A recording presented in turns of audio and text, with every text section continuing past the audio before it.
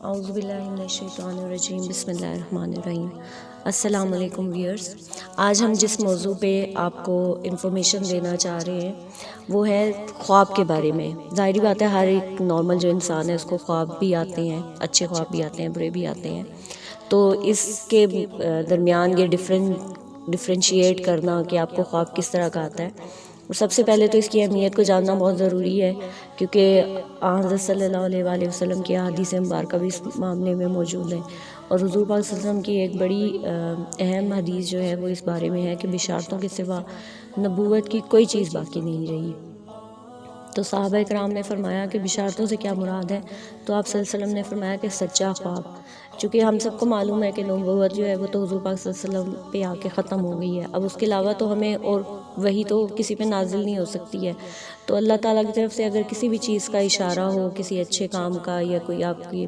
آنے والے وقت میں کوئی آپ کے ساتھ کوئی ایسا مس ہیپ ہونے والا ہو، تو وہ انسان کو ایک خواب میں اشارہ مل جاتا ہے۔ تو سچے خواب جو ہوتے ہیں وہ ہمیشہ آپ کے لیے مستقبل کا اشارہ ہوتے ہیں، اور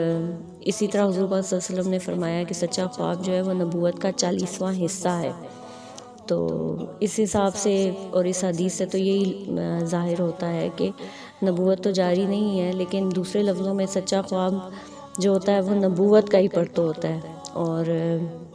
نیک روش، حلم اور میانہ روی جو ہے وہ نبوت کے معاملات ہی ہوتے ہیں۔ اور خواب دیکھنے والا تو نبی نہیں ہوتا ہے، لیکن ظاہری بات ہے اس کو کوئی نہ کوئی اللہ کی طرف سے اشارہ مل ہی جاتا ہے۔ اور اسی طرح میں آپ کو بتانا چاہتی ہوں کہ اچھے اور برے خواب کا جو طریقہ کار ہوتا ہے وہ یہ ہوتا ہے کہ ہمیشہ ہم سب یہ چیز سمجھتے ہیں کہ اچھا خواب جو ہوتا ہے وہ اللہ تعالیٰ کی طرف سے ہوتا ہے، اور برا خواب جو ہوتا ہے وہ شیطان کی جانب سے ہوتا ہے۔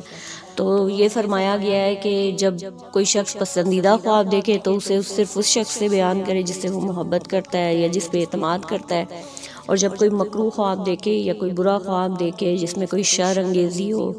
کوئی لڑائی جھگڑا ہو، تو اس طرح کا خواب جو ہے وہ شیطان کے فتنے سے ہوتا ہے، اور پھر وہ اللہ تعالیٰ سے شر اور شیطان کے فتنے سے پناہ مانگے۔ اور اس میں سب سے ضروری ہوتا ہے کہ ایسا خواب وہ کسی کو بھی بیان نہ کرے، 3 بار اپنے بائیں طرف دھتکارے، اور اس میں یہ ہوتا ہے کہ پھر کروٹ بدل لے۔ تو انشاءاللہ آپ کو میں یہ مزید اس کے بارے میں جتنی بھی انفارمیشن ہوگی وہ دیتی رہوں گی، اور ایک ریکویسٹ ہے کہ چینل کو ضرور سبسکرائب کیجیے گا اور اپنا بہت خیال رکھیے گا۔ بہت شکریہ، اللہ حافظ۔